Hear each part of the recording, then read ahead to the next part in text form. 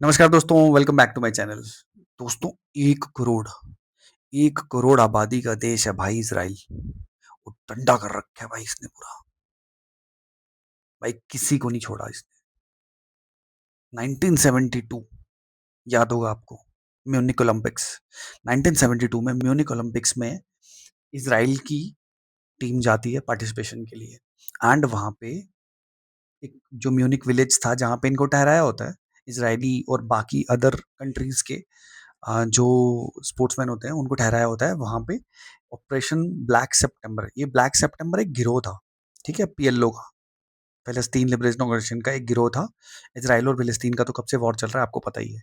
And ये बंदे क्या करते हैं, उनका पूरा डिटेल्स निकलवाते हैं कि कौन-कौन से कमरे में इज़राइली वो रुके हुए हैं। एंड ये 6 फीट की वॉल कंपाउंड जो है वो क्रॉस करके आते हैं और घुसते हैं बीच में। एंड ये उनके कमरों में घुस के उनको अटैक शुरू कर देते हैं, उन पे गोलीबारी करते हैं। एंड कुछ तो बचने की कोशिश भी करते हैं, कुछ ने वापस फाइट बैक भी किया क्योंकि इज़राइली हैं भाई, अंदर से है उनके फाइट बैक का।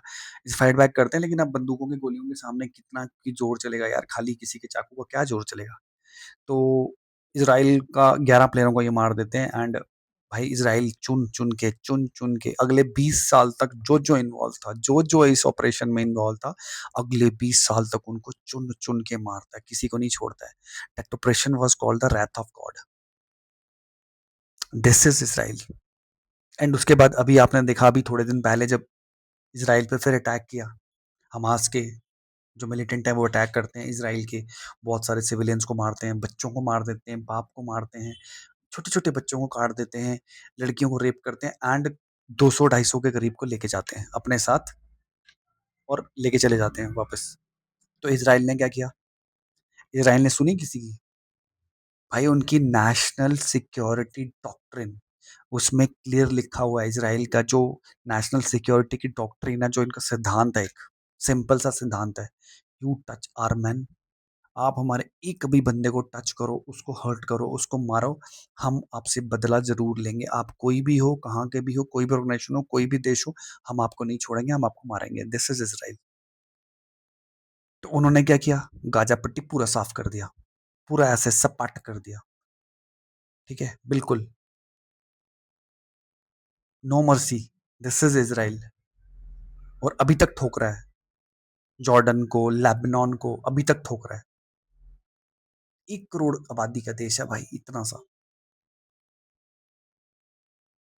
तो जोश आता है यार, उस देश के बारे में सुन के जोश आता है, उस देश के बारे में जानने का मन करता है। मैं आपको एक चीज और दिखाता हूँ।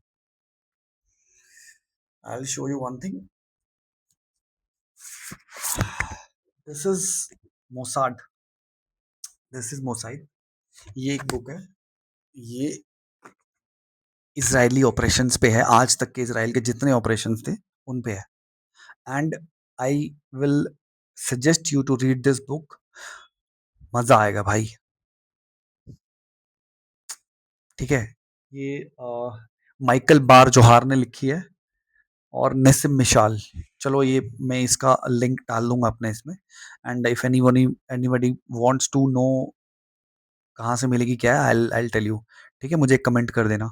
तो भाई मुसाद नहीं छोड़ता, इन्होंने ना दंगा डंडा कर रखा है पूरी दुनिया को।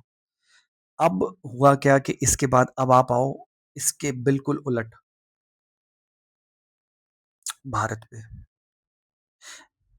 अमेरिका थक गया ईरान पे मार मार के। अमेरिका बोल सोच रहा है कि अब कैसे युद्ध बंद हो, युद्ध बंद हो। अमेरिका ट्रीटी भी साइन करने को तैयार है, लेकिन इसराइल ने क्या बोला, तुम साइन करो ट्रीटी, हमें मतलब नहीं है, हम तो ठोकेंगे भाई, हम तो ठोकेंगे। ठीक है, इसराइल अपना बदला नहीं छोड़ता है, ना आधा लेता है ना छोड़ता है। तो अब इसके उलट भारत में क्या हुआ?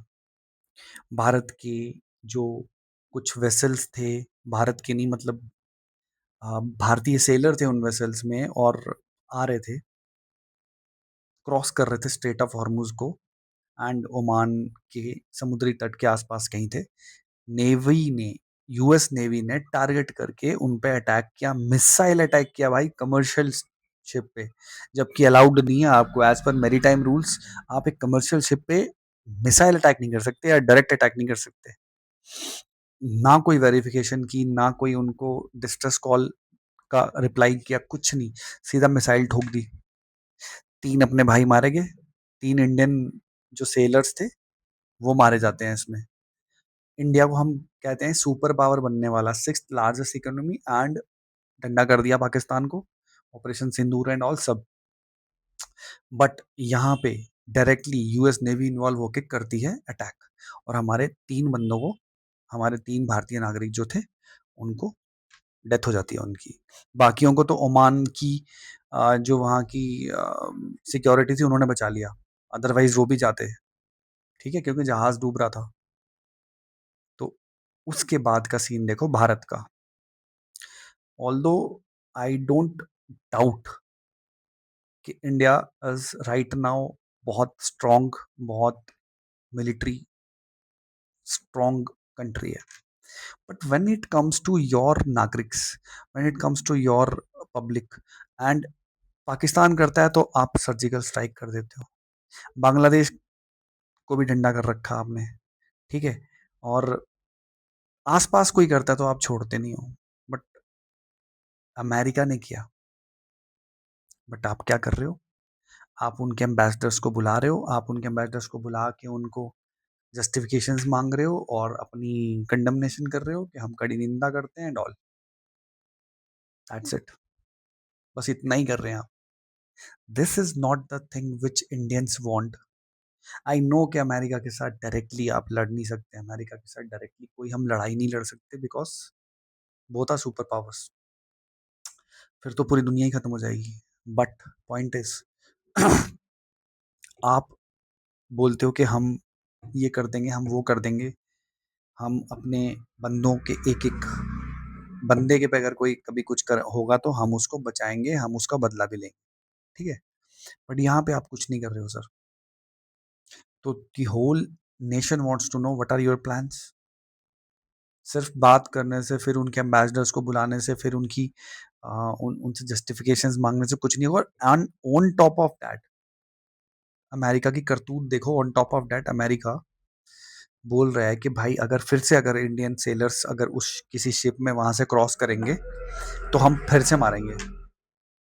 This is the audacity, this is the हिम्मत। और हो भी क्यों नहीं, सुपर पावर है, किसको जवाब देना है, दुनिया की सबसे बड़ी super power. But it doesn't means कि भारत चुप हो जाए। अब कुछ तो करोगे, कुछ तो करो, क्योंकि अब डाउट होने लगा है, अब जो चुप्पी है सर आपकी, उससे डाउट होने लगा है कि हम कुछ कर भी पाएंगे या नहीं। अगर कल को अमेरिका ही हमारे अगेंस्ट हो जाए, अमेरिका ही अगर हमारे साथ अगर कुछ इस तरह से लड़ाई वड़ाई ये सब शुरू हो जाए अमेरिका के साथ, तो हम तो कुछ बोल ही नहीं पा रहे। तो where is our guts, where is our stand, what is our stand right now. It will decide कि हम एज ए भारतीय ये माने कि नहीं माने कि आप सुपर पावर। बस this is the only thing जो हर भारतीय जानना चाहता है कि आप नेक्स्ट क्या करने वाले हो, अमेरिका को कैसे आप सजा देने वाले हो, कौन से सैंक्शंस लगाने वाले हो, कौन से उनकी वो करने वाले हो कि उनको लगे कि उन्होंने गलत किया। और इसमें एक छोटा सा किस्सा मुझे याद आ गया, 2013 में जो हमारी एक उनका सरनेम याद है, खोबरागड़े नाम था उसका, एक डिप्लोमेट थी, उसको अमेरिका में बहुत जिल्लत का सामना करना पड़ा था, उसको अमेरिका ने बहुत स्ट्रिप सर्च किया था और पूरा जेल में भी डाल दिया था। तो तब उस टाइम की सरकार ने यूएस एम्बेसी जो इंडिया में दिल्ली में है उसके बाहर के सारे वो हटा दिए थे, सारे बैरियर्स हटा दिए थे, बैरिकेडिंग हटा दिया था, क्योंकि गुस्सा था, बैरिकेडिंग हटा दिया था। पॉलिटिशियंस पॉलिटिशियंस से मिलना बंद कर दिया, ब्यूरोक्रेट्स ने ब्यूरोक्रेट से मिलना बंद कर दिया। तब अमेरिका को होश आया, तब अमेरिका को लगा कि नहीं यार गलत जगह पंगा लिया, और अमेरिका ने उनको बाइज्जत बरी किया था। तो ये छोटा सा किस्सा था कि उस टाइम भी जब अमेरिका ने हमारे साथ ये किया था तो भी हमने उनको पलट के जवाब दिया था, जब देश में कोई सोच नहीं सकता था कि हम अमेरिका को जवाब दे सकते हैं। और आज तो India is going to be super power. आज इंडिया इतना दम भरता है, इंडिया ने सबको प्रूव किया हुआ है, इतनी लार्जेस्ट ग्रोइंग इकोनॉमी है, तो आज क्यों नहीं हम जवाब दे सकते। तो बस sir this is the only thing, this is the These are the emotions which every Indian is having right now, जैसे मेरे को भी हैं, and we are waiting for your decisions, we are waiting for your reaction against America so that we should come to know कि yes, Bharat है, दम है। Video अगर पसंद आया हो तो लाइक कीजिएगा, सब्सक्राइब कीजिएगा, और अगर कुछ कमेंट करना चाहते हैं तो प्लीज़ कमेंट कीजिएगा। कमेंट का रिप्लाई ज़रूर दूँगा। जय हिंद, जय भारत, वंदे मातरम, and we are also waiting what is India's next plan.